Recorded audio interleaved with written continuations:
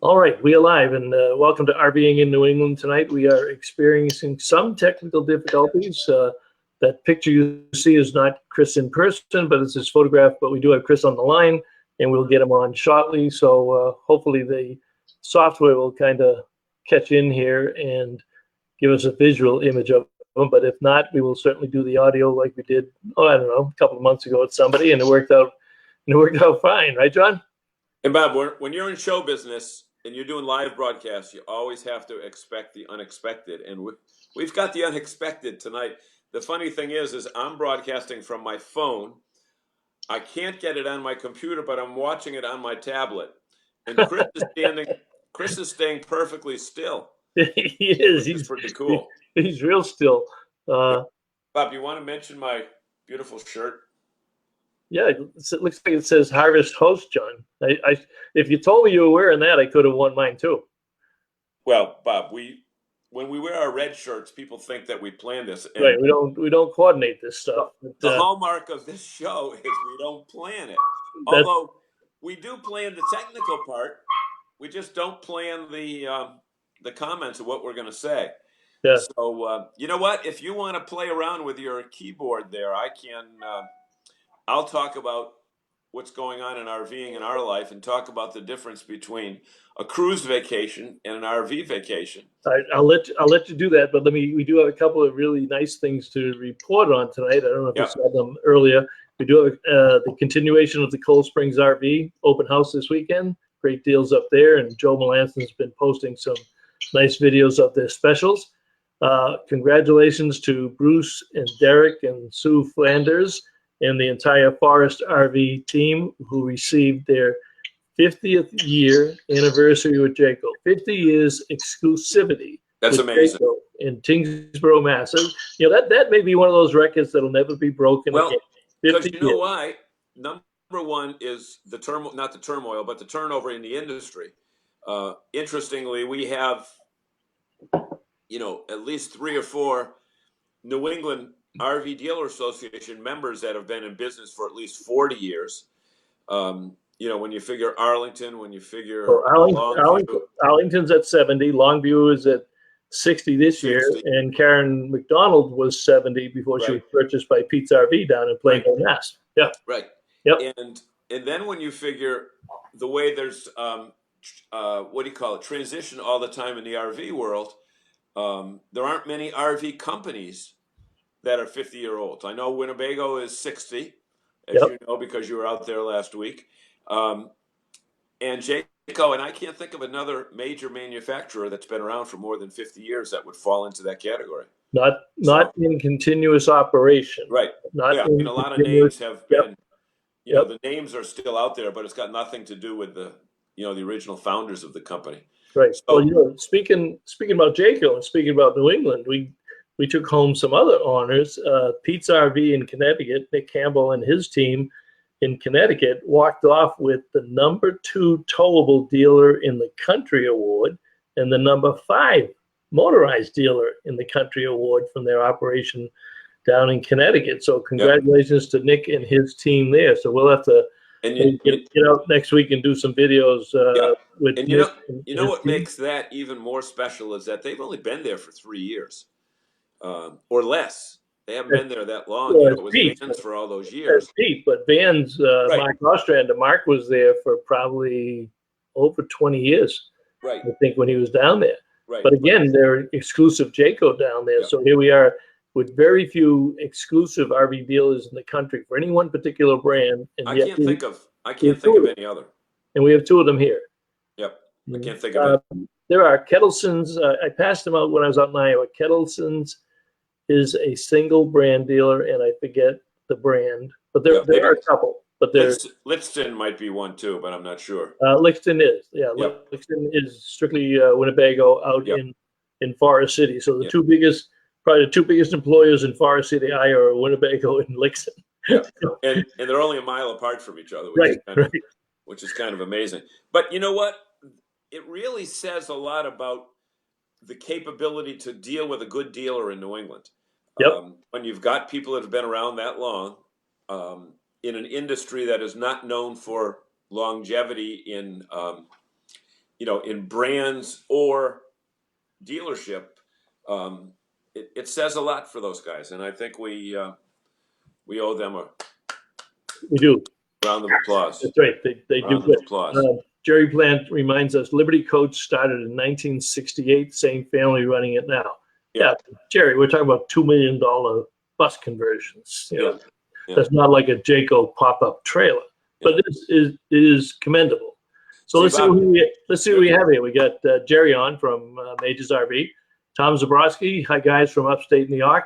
Hey, Tom, I hope you're feeling better. I know you had some work done on that eye this week, so I hope you're coming along better. And, of course, Tom was the past president of the Northeast area. Bob, yeah.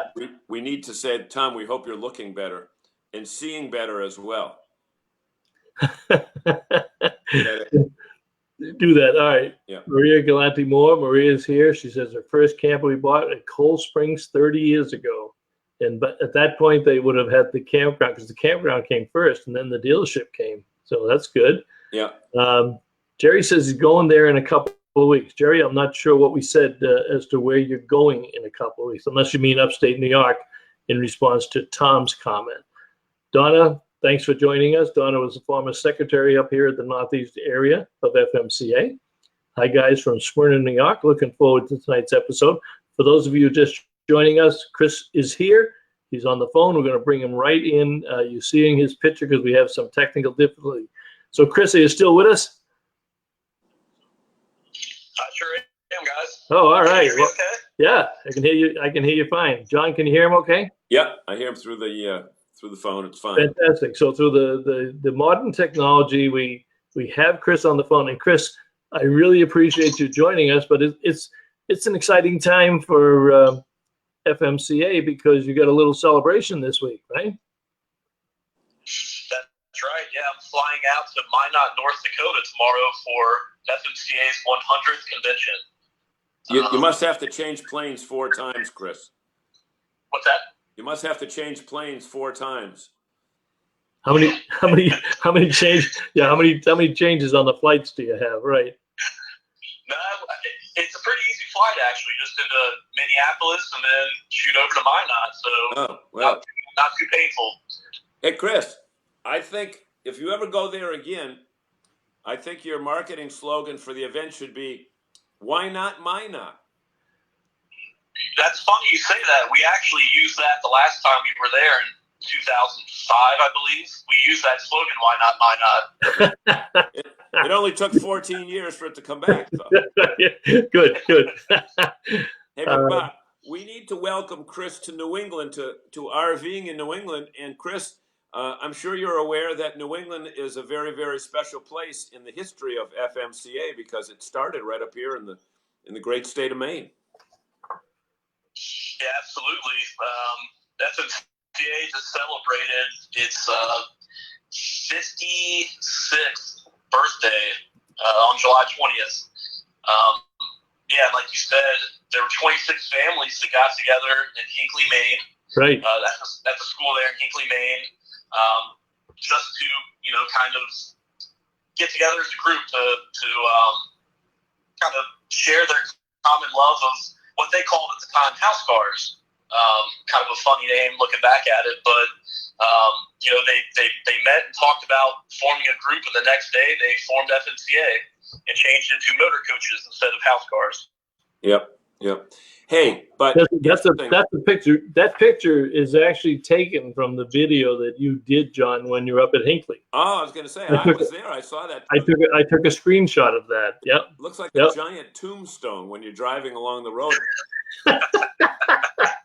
I had to slam on my brakes and then turn around. I think, we had our Winnebago then. We didn't have the bigger one, and you had to go up a mile, turn around. And I said, I had no idea that FMCA had a history in New England, and my guess is that many of our viewers tonight didn't know that as well because you're headquartered in Cincinnati, which is a long way from the great state of Maine.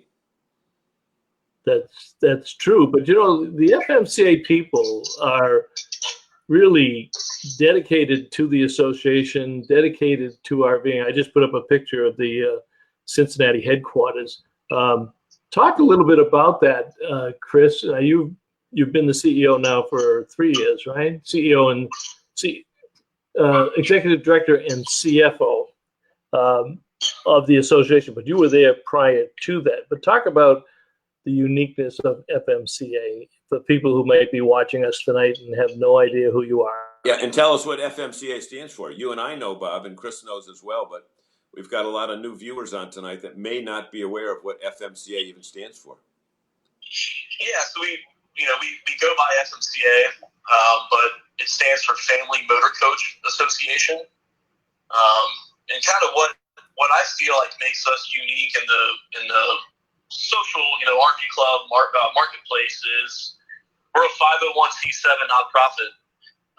We're member owned, which is really unique. I think you look at some of the other clubs and they are for profit. We are nonprofit. We're wholly owned by our members.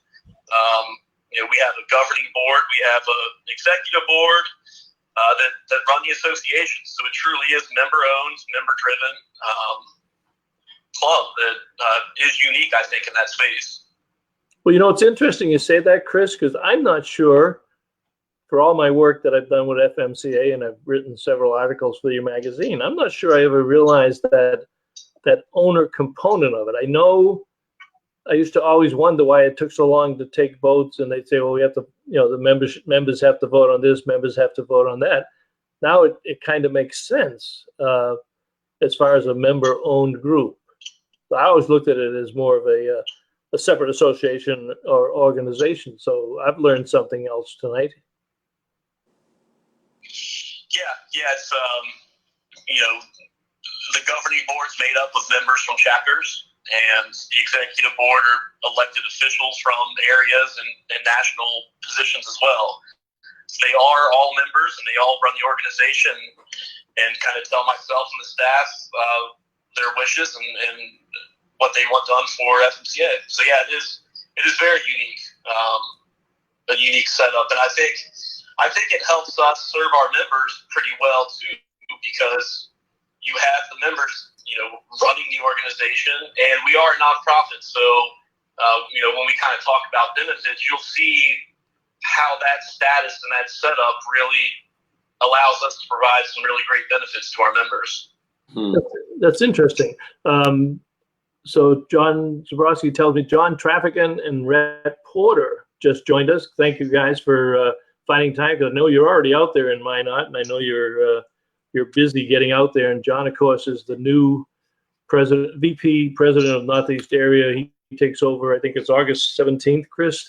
He'll take over the Northeast area. So, and Rhett, I think, is one of your national officers. I don't think I've met Rhett, but isn't he one of the national officers? Yeah, Rhett Porter's the senior national vice president. So, hi, John, Rhett, Tom Zabrowski. I know all those guys very well. Yeah, they're great guys. Nervda has worked closely with them over the years. John's done a lot of videos with them. We really enjoy working with them. And is Rhett a staff member, or is he a volunteer, or is he a member of the organization? I think he's second line behind John Walker, isn't he? Rhett, that's Chris? correct. That's correct. Okay. Yeah. He is a member. He's not a staff person. Yeah. So he was probably reelected this year, as was John Walker, as the national president, right? Well, actually, we have in Minot, all of those positions are up for vote. So we have a governing board meeting, and those positions will be voted upon. Bob, I'm going to be a write-in candidate.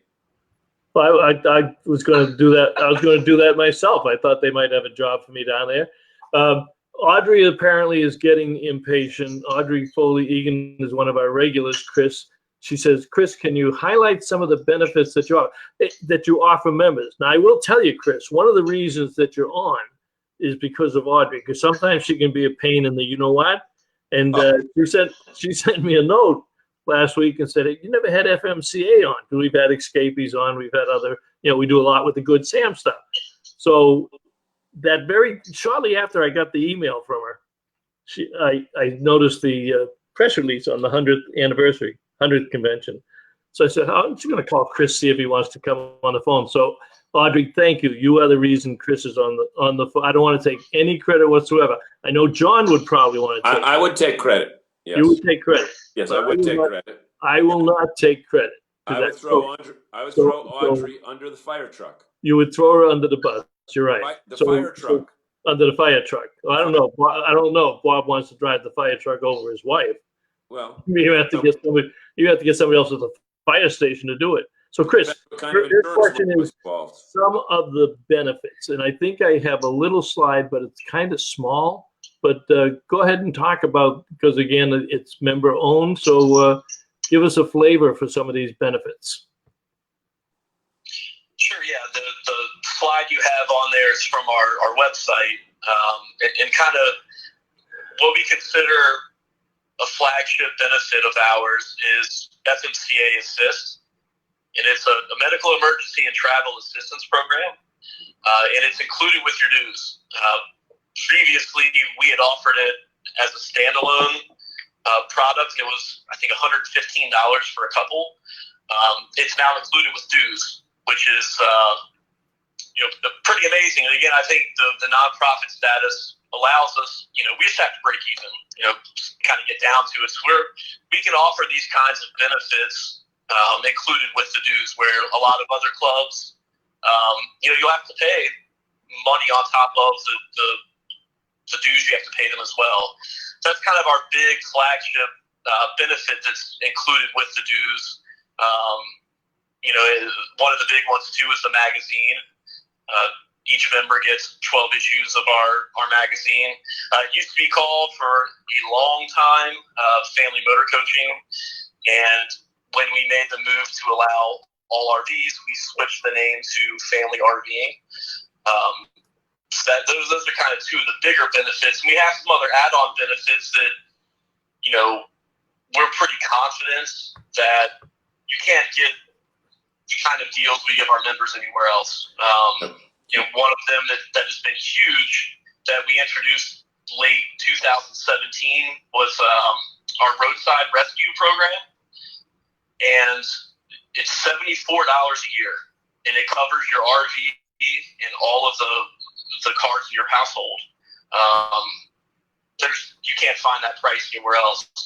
And it's been wildly popular. We've actually had 20% of our membership sign up for it in a year, almost 2 years now. But it's a price you can't touch anywhere else. I mean, if you go online and search for or RV roadside program, you're not going to find anything at that level, and it's better than any policy you can get too.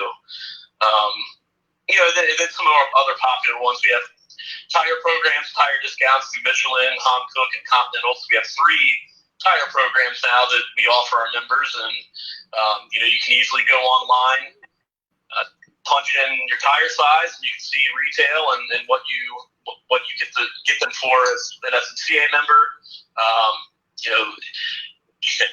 As you guys know, you need a lot of tires on a motorhome or an RV, so you pay us $60 to join, buy 6-8 tires, and you come out well ahead.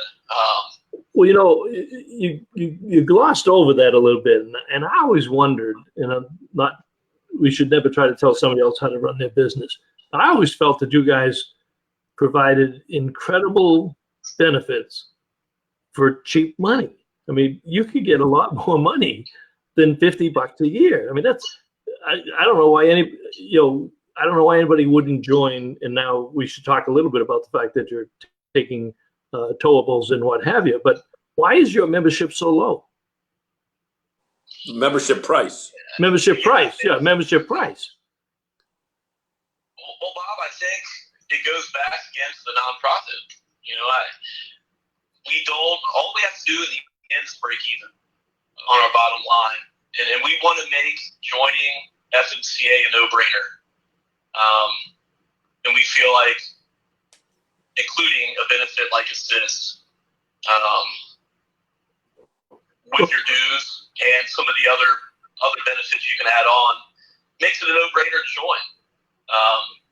Well, that's a good point. John, you got any comments on that? Because I've always felt that. Well, one of the questions that I had, in mind prior to this part of our conversation, Chris, is that member-based organizations, certainly that are dues-based, regardless of what they are, whether they're the Lions Club, Kiwanis Club, the Rotary Club, Girl Scouts, Boy Scouts, sorority. This new group of people is not interested in large group events as much as the prior generation. Would you agree with me on that demographically? Yes, I would definitely agree with that. Right. So it's my belief that when people aren't looking at what the value is, because they think that in order to get anything from the organization, you have to go to a big event like you're having this week coming up, or you had, like the giant one you had up in Brunswick, Maine, a few years ago. And even when you were out at the Big E. About 20 years ago, John. Well, but Bob, after you hit 50, a few years ago is 20. So, yeah, but 20 years ago I was in my 50s, so be careful. Exactly. But the whole point is, I think people don't look at the deals if they're not interested in what is perceived as the main benefit, which is camaraderie and sitting around the campfire.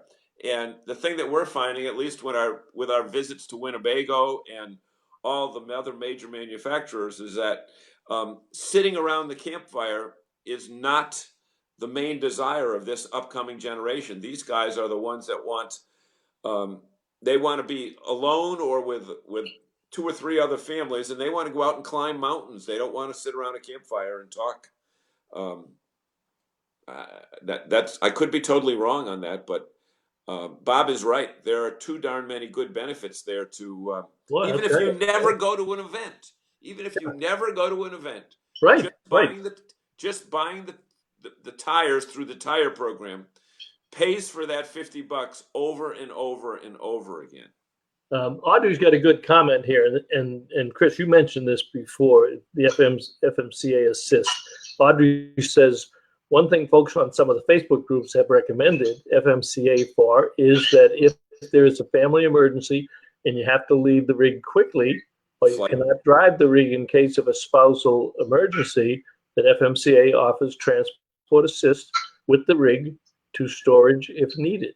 And I saw a post just this week. In fact, I was going to clip it and show it tonight, but there was a woman who had a problem, and your program, FMCA Assist, actually flew her daughter out so that her daughter could drive the motorhome back home, because I think she fell and broke her hands or her shoulders or something.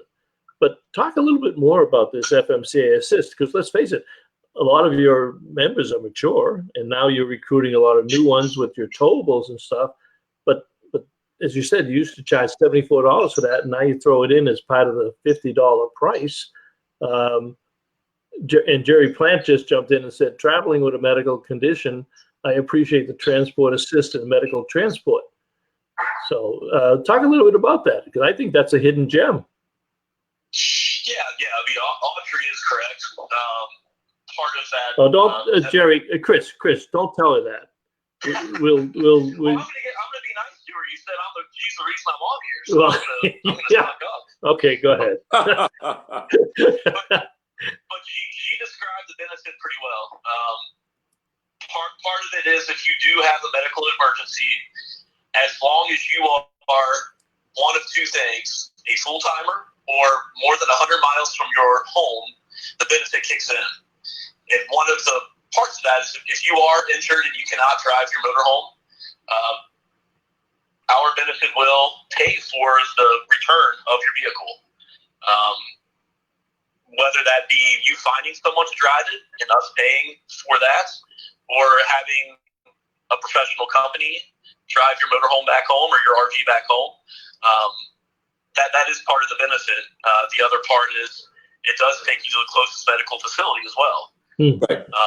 But Chris, I think the thing that we should say here is that certain conditions apply, and there's some fine print here. So we don't want to imply that, if you don't feel well, that you're going to get people at home. You've got to have certain circumstances, right? Sure, that's understandable. Yeah, right. And Audrey, I'm curious because Audrey goes out with a group of anywhere from 8 to 20 couples, families every weekend. They plan their course of events all throughout the year. Very, very organizationally minded. But Audrey, I'm just curious, how many of your group, or are the majority of your group already FMCA members, or is some of this stuff stuff that we should be getting to them and making them aware of, which I'm sure you will do after tonight's show? So I'll give you time to answer that, Audrey, in terms of what that is. And just one more comment on Go ahead. it. I think when we have, our members, our executive board do a great job of recruiting other members. And Assist is one of those, when you can sit in front of someone and tell them about the benefit, it's a no-brainer. If you don't care about anything else we have, to have that insurance for $60 a year is a no-brainer. The problem is, and I think why it's not more widespread known, is unfortunately that's not how we get most of our members. It's not by sitting in front of them and recruiting them. We do a lot of Facebook advertising, Google, and it's hard to keep someone's attention that long to where they'll read about the benefit and really understand it. So that's kind of the challenge and why I think more people don't know. But when you can sit down in front of someone and really explain what it is, it's such an easy sell to get people to join, if for nothing else. Yeah. And speaking of easy sell, Chris, don't be totally surprised if we send you a bill for marketing advice when we're done this event, because we're telling you more stuff that you should do than a lot of your. Audrey says there's actually not a lot in her group, although she knows of folks in other groups that love it, which is why I was curious about what the membership offers. So I'm going to assume right now that Audrey is not a member. So, Audrey, we like you so much on this show, Audrey, that I'm going to pay for your Nervder is going to pay for your membership in FMCA. If you send me a receipt that says you joined FMCA, I'm going to send you a Nervder check. How's that? That's our thank you for doing all the good things that you do for Nervder and the show. Before we get off it, we touched briefly about FMCA opening up to towables for the longest time. That was my question. Well, go ahead. You ask it. I've been talking too much. Well, no, I wrote it down here. I said the success of the towable program. Chris, we sat down with Charlie Adcock and some of the other previous John Walker leaders of the program and mentioned that to them. But there was such a this was a battle royale to get those doors open to non-motorized units. And were you there during the bloodbath that took place prior to the acceptance of this? And what was said during that time? And also, what kind of numbers are you dealing with towables? Well, so I've been with FMCA actually 6 years this month. So I was involved in the talk leading up to the most recent vote that passed. You have to understand they had been a motorhome only association for 52 years, I think, before the change was made. Right. So it was a big change because that's a special niche, and I think there were some concerns that we would kind of forget about motorhomes and kind of inundate them with towables and things that may not pertain to them. But in the end, the vote at the governing board meeting was overwhelming majority voted yes to accept. Because the motto all along, and the motto we still have is it's not about what you travel in, it's about the people. I mean, right. and our members have embraced it. We have made some changes, in the magazine and kind of what we cover, but we just last month we issued our 5,000th that number. 500,000. No, well, we just. Oh yeah, okay, right. We just issued shoot the 5,000th F number. Oh, that's right, for the towables, right? Yeah.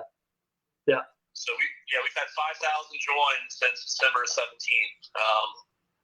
That's we're great. Very happy with that, and it's going pretty smoothly too. I mean, the reality is you weren't going to find you said 5,000 new towable members? Yeah.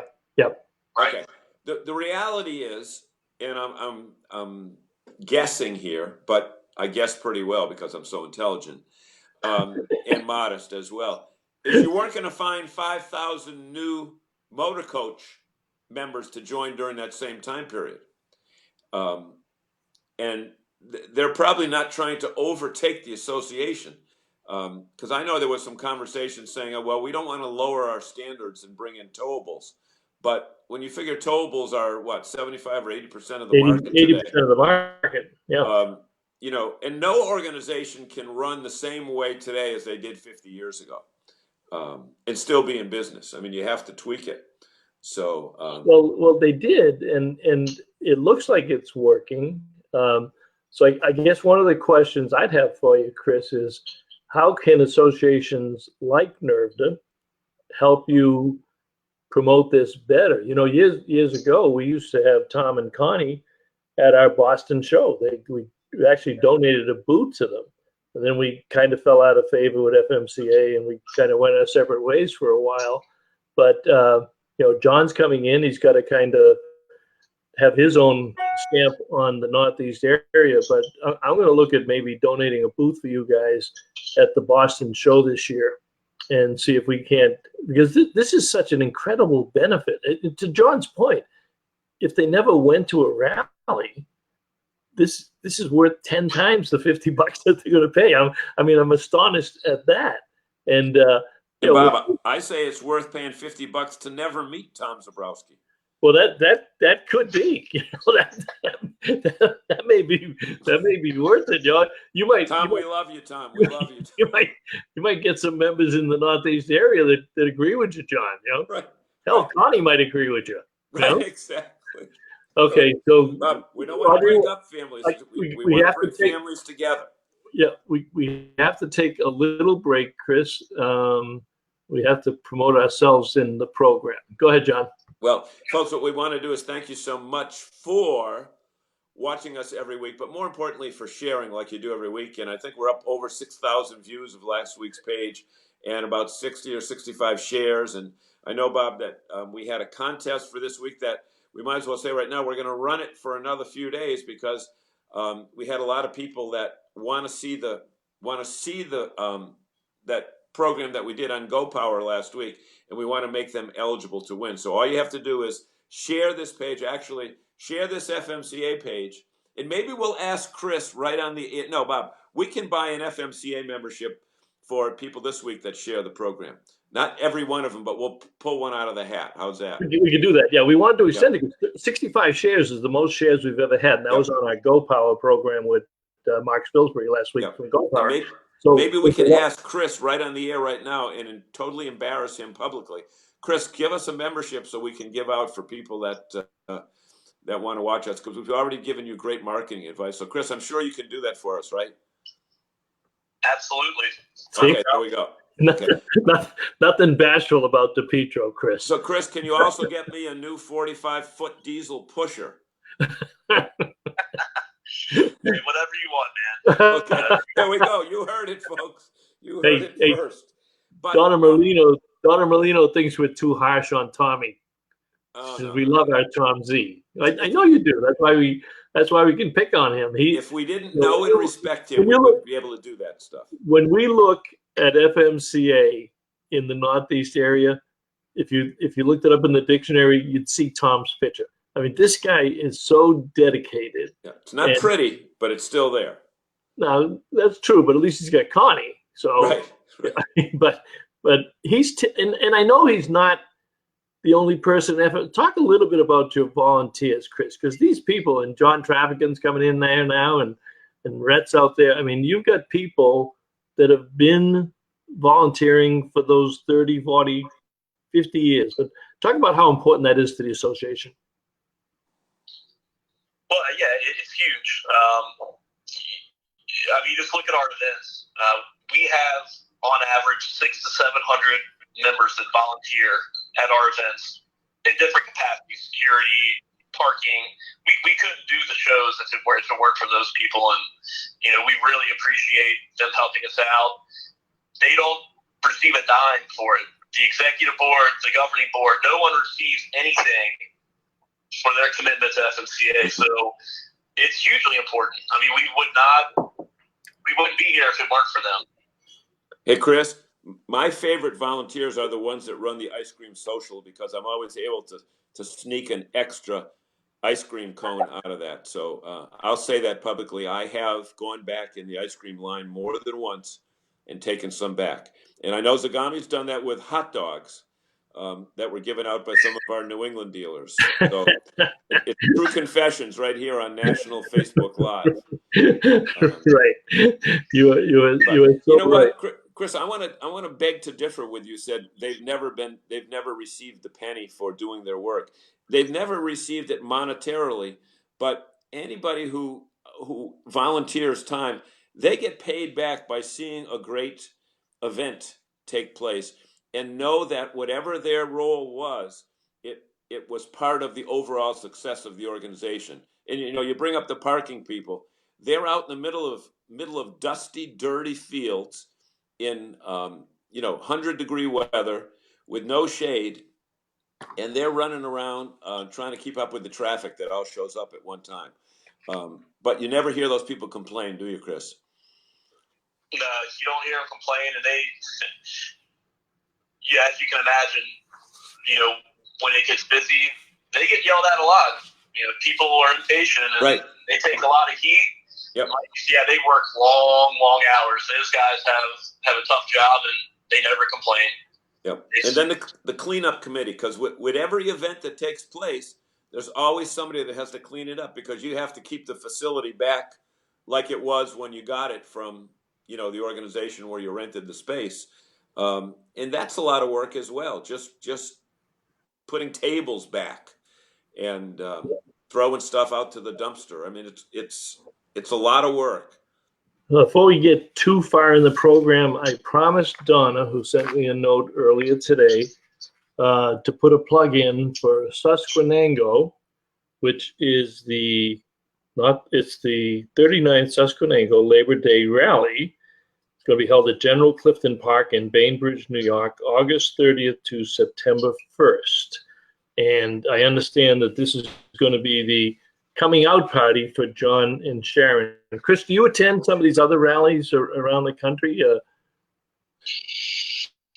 actually, for the first time, attended one of our area rallies up in the Northwest area back in early June.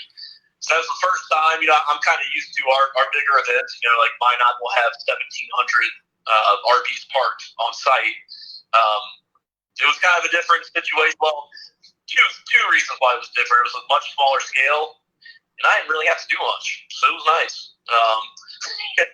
Kind of just to sit back and enjoy it and watch it on a smaller scale was definitely neat to see. But I know Bainbridge is a very popular rally, because through the years I always know people that have talked about going there, and we've had a couple of our dealers that have gone down there. Where is that? The Buffalo area? Bainbridge, no, it's more south. It's on the eastern side of New York, and maybe Tom will, because Tom mentioned it here. Hey, Chris, I know that your job before this was kind of an internal guy, but we've given you free marketing advice. Now we'll give you free career advice. The biggest mistake that I think people in the RV industry make at the executive level is not getting out and dealing with their members, whether they're their customers or their members. Now, Don Clark is a exception to the rule, because he goes out to all these grand design rallies. Bob Tiffin is the exception to the rule, but there are people in this industry that don't want to have anything to do with the product that they make. And my guess is that your organization would love to see you at not necessarily just the national events, but make it a point to get out to some of the smaller ones, because the smaller ones feed into the big ones. And you know what? If if you have to get a larger line item for travel, it'll be worth it because your people will say that, hey, this guy he's one of us. Would you agree with me, Bob? Yeah, I do, and it's very important. And Don says it's between Binghamton and Syracuse, right off of 88. So it is kind of over right in the off central 81. area. Hey, speaking about Syracuse, somebody sent a comment about, now this is the 100th convention in Minot, and I'm being told that the 102nd rally is coming back to Syracuse, where NEA just had a regional rally.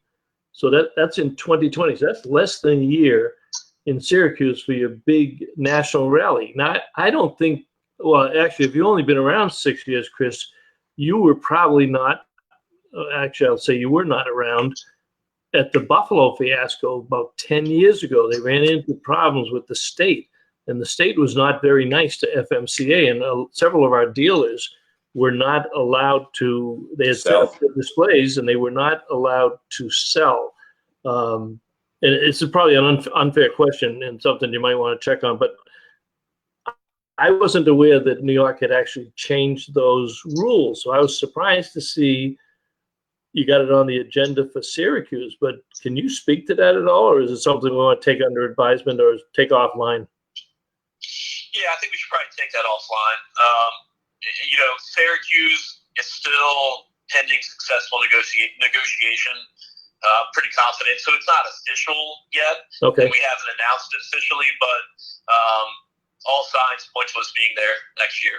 Okay. All right. It's a great facility, and they've made some great changes up there over the last couple of years. Certainly with the campground and starting to replace some of those decrepit buildings. That's for sure.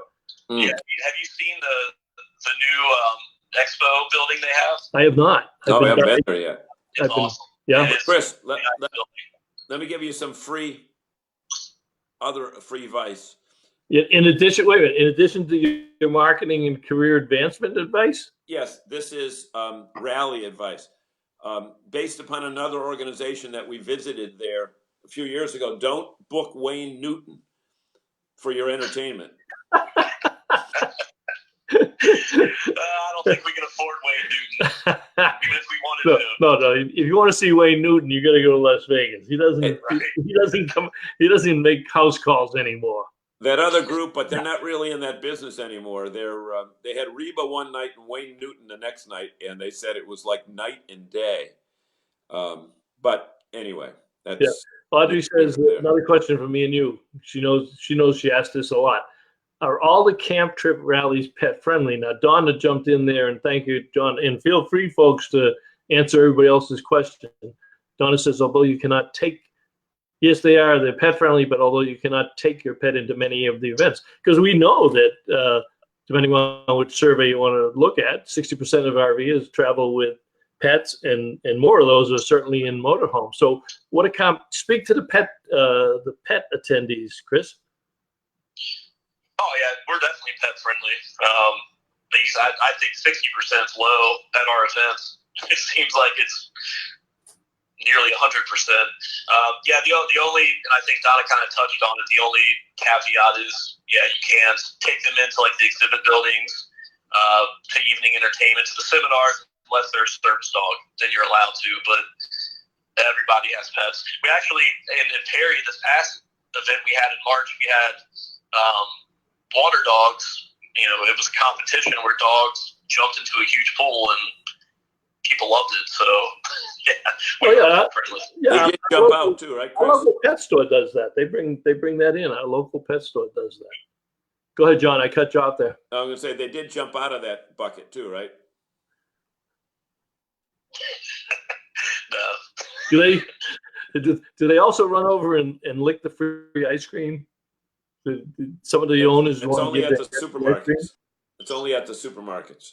Only at the supermarkets. that are nearby. Chris, when are you going to come back to New England proper? Because New York is nice, but you know what? It ain't New England. I mean, we have 6 beautiful states here that you can pick from, and I know you're at the Big E, and we tried to help, but we want you back. Well, the hard thing for us is finding locations that work. It was a lot easier years ago when we were in up that way, and we had 8,000 or 9,000 RVs. When we had those kinds of crowds, it was easy to find locations to have these events at. The problem is now, for Minot, we have 1,700. So you can't go somewhere that's too big and too expensive, but you need somewhere that's not, a glorified RV park either. So that's our biggest struggle right now is finding locations that work. In 2018, our winter event was Perry, Georgia. 2019, our winter event was Perry, Georgia. Because it's really tough to find places that work. Well, again, you're kind of like the new guy on the block. 6 years, you're one of the younger people down there. But John mentioned Maine before, and it was 2000. I'm pretty sure it was 2001. Brunswick. They went to the Brunswick Naval Air Station in Maine, and I don't know if you ever heard the inside story on that, but it always amazed me because I covered that I was the editor of RV News at the time, and I covered that, and I was just amazed. I mean, just blown away. I think we had 9,000 or 10,000 coaches. Yeah. Crazy. They were lined up on every runway. And I said to somebody, unless I'm mistaken, this is an active naval air station. And all of a sudden, all the planes fly out of Maine and all the motorhomes come in. And Brunswick's up there. So you had 10,000 motorhomes coming up 95 and through Maine and New Hampshire and what have you. Well, it turned out that somebody was good friends with Bill Cohen. Cohen. Secretary of Defense. Secretary of Defense at the time.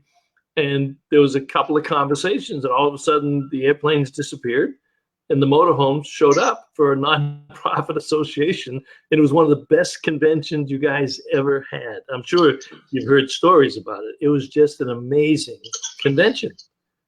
So you just replaced all the airplanes with motorhomes. Now, if we had to go to war, I don't know what those FMCA members would have to offer, but, probably not as much as the jets they took out. Dan Rather would report that 3 motorhomes were shot down today by enemy fire.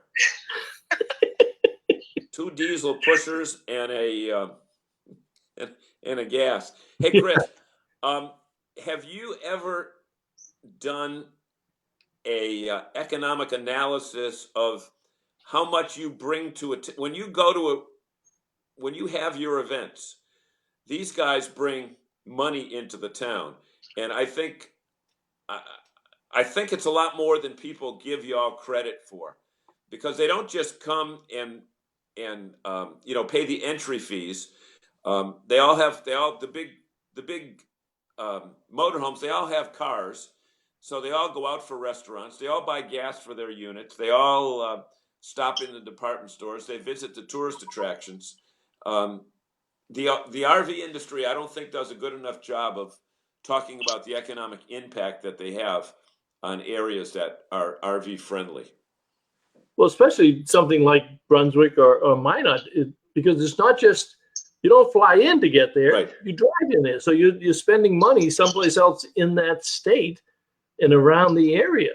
So if you look at the 100th convention coming up here, and I guess you're flying out tomorrow, Chris. Any idea what the economic impact on Minot, North Dakota is this weekend? By the way, Chris, that was my question that Zagami just stole from me. Well, yeah, because it was one of your better ones. So I take your better ones and I leave your stupid ones so that you can suffer them on your own. Yeah, thanks. Well, we actually, I'm starting to wonder if you have our headquarters bugged, because we actually just did an impact study in this past event in Perry. We haven't got the results back yet, but I agree. When you sit down and you kind of talk to these guys that do the study, it makes you realize that there is a lot more money spent than I think people realize. So we don't have the final results yet, but it's big for us because it does help us, in future negotiations for sites. Like, hey guys, we bring X amount of money. Right. We probably want to. So yeah, we did do that. back in March at our last event, which we had 2,400 RVs at that one. So that's definitely one of the bigger ones we've had in the past 7 or 8 years. So it was a good one to do that. Okay, Chris. Perry always draws very well. That is a great rally site. Well, it's got a bigger population base to pull from. Right, that's true. Chris, let's look at Minot, North Dakota. You're bringing money into the area, but the other thing, and I'm thinking this right now, people are coming from all over the country and going there, and they're dropping, maybe tens of thousands of dollars just on diesel fuel and gasoline to get there.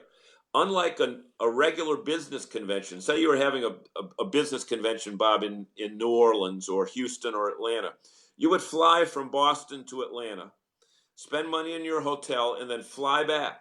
So the areas between Boston and Atlanta were not impacted.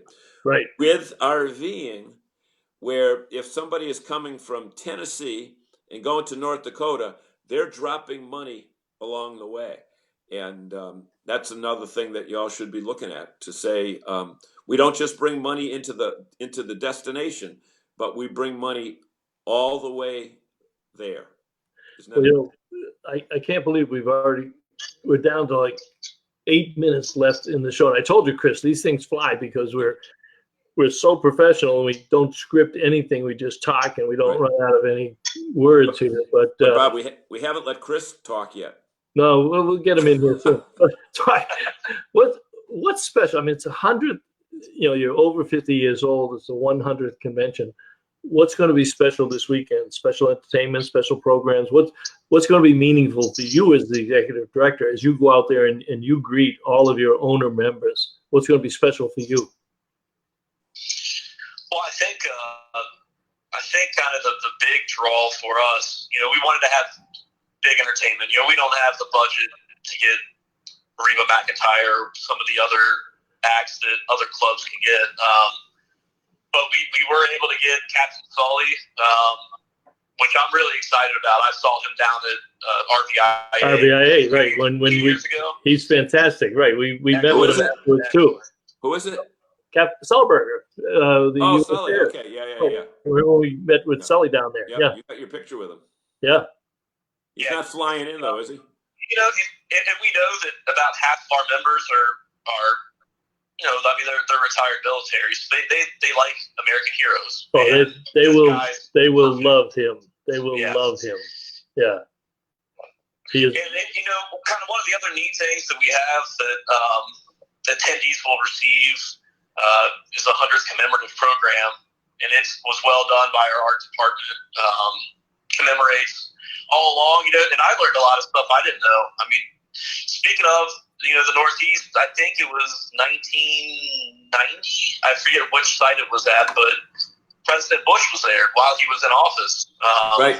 It must have been Brunswick. It kind of just lists a lot of neat stuff that I didn't know about our events.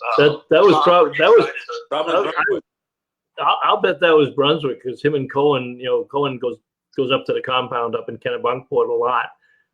Cohen's from Maine, right, Bob? Cohen's from Maine. He was a senator before he was right. Secretary of Defense. So, I wouldn't be surprised that that was it. And you do a great job you're right, on the program. So if you just take a mental note, if you would send John and I one of the programs after you come back from Minot, I'm sure you'll send a couple back to the office. Along with the 45-foot RV. You could deliver them inside the RV. Right. I'll put in the glove box for you, no problem. That's great. Right. So Gail Epstein says, Donna, see you there. Obviously another FMCA member. Let's see. You don't even have to be a member to sign up on Bainbridge. So Audrey says, wow, that's so cool. Well, you guys better watch out. You might get Audrey and her group in Bainbridge. Why don't you put Chris's picture back up there? Poor guy. We had technical difficulty with at least put his pictures up there. And if this happens again, we got to get a guy up there where we can just move his lips to make it look like he's here. Well, I'm not realizing that picture versus I can see myself on the video right now. Boy, I've lost a lot of hair in 2 years. Well, Chris, I want all of our fans to understand that we just don't go live and hope the thing works. Chris and I did a test the other day, and it was flawless. And of course, this picture comes up on the screen, and I say, well, you're not Chris Smith. But wait a minute. So the Chris Smith you see on the screen now has less hair on top and more hair on the bottom. The bottom of the chin. The bottom of the chin. The bottom of the chin. Right. Oh, did you grow a beard? So, well, maybe it Yeah. moved. Maybe it moved itself. I don't know. It could have just done that. Donna says we're in the rallies could be 500 rigs or national rallies. Yeah, national rallies can be up into the thousands. Local rallies get a little bit smaller. How many did you have in Syracuse? There was just a recent rally. There was a regional rally in Syracuse, right? NEA rally. Yeah, Northeast area rally was at the Syracuse location. I think they had about 150 or so, 200. Okay. Show up. Okay. Yep. That's not bad. Now, yeah, the national, the summer ones, we consider the one obviously coming up here, summer event. They're usually a little smaller than our winter events. Between 1,500, 1,700 are summer events. The winter, 2,200 plus. Just depends on where we're at. I think we're in Tucson next March, and I think that will be our biggest event since I've been with FMCA. We have pretty high hopes. I think we'll get to 3,000.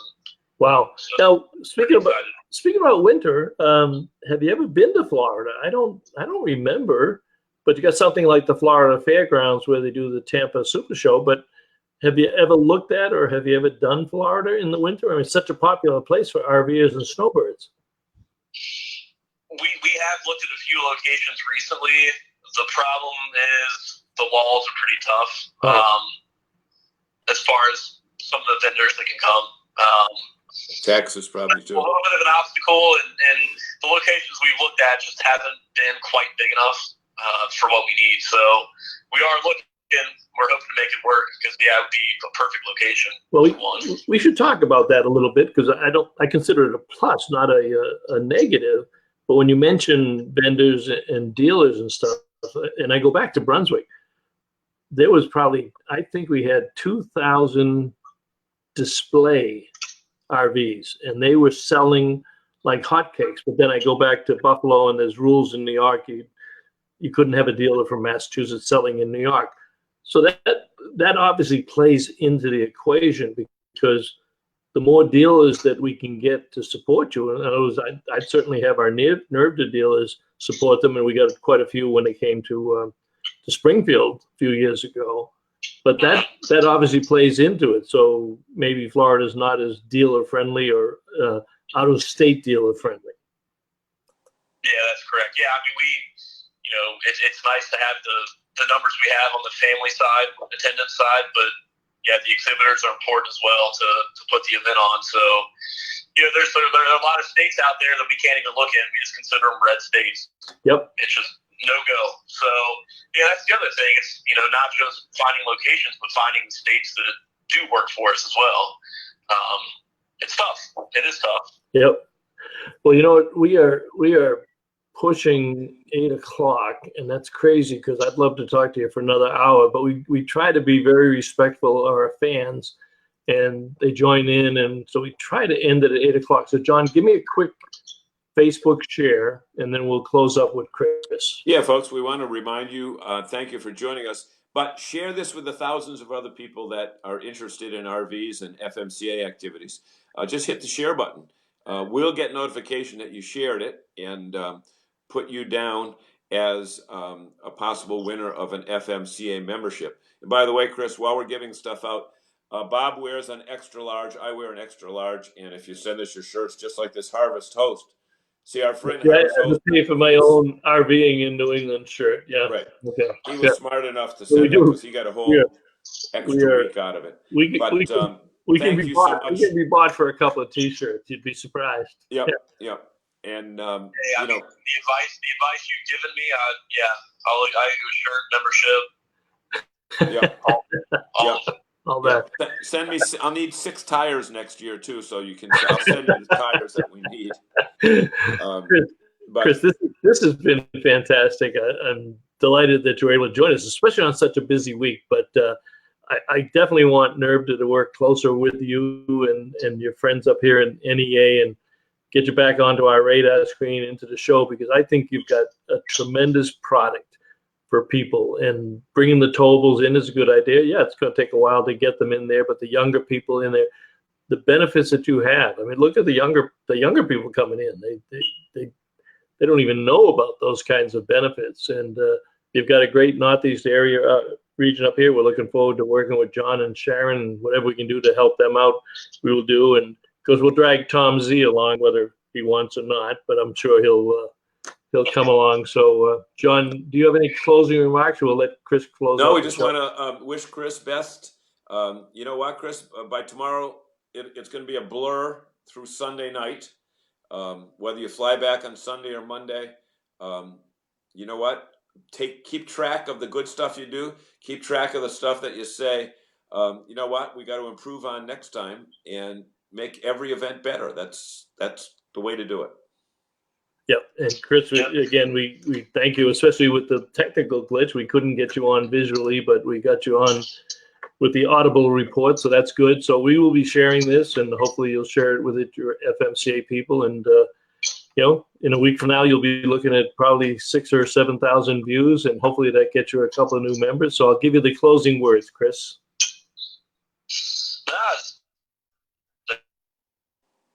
Bob Zagami's a RV god, you know, in the industry. So the pleasure's been all mine to come on and talk to you, man. I haven't really, I don't know if we've met before. So we haven't. We haven't. Yeah, we need to work. We need to start working together again. So yeah. We'll have some offline conversations for sure. Absolutely. I think we should, and I look forward to it, Chris, very much. All right, folks, we will see you next Wednesday, and don't forget, we'll carry the Go Power contest through Saturday. If you share that program, share this program, and somebody's going to get an FMCA membership. And Audrey, I owe you one. You join. You send me the proof. I'll send you the check. Thanks, everyone. We'll see you next week. Have safe travels. Have a great day, everybody.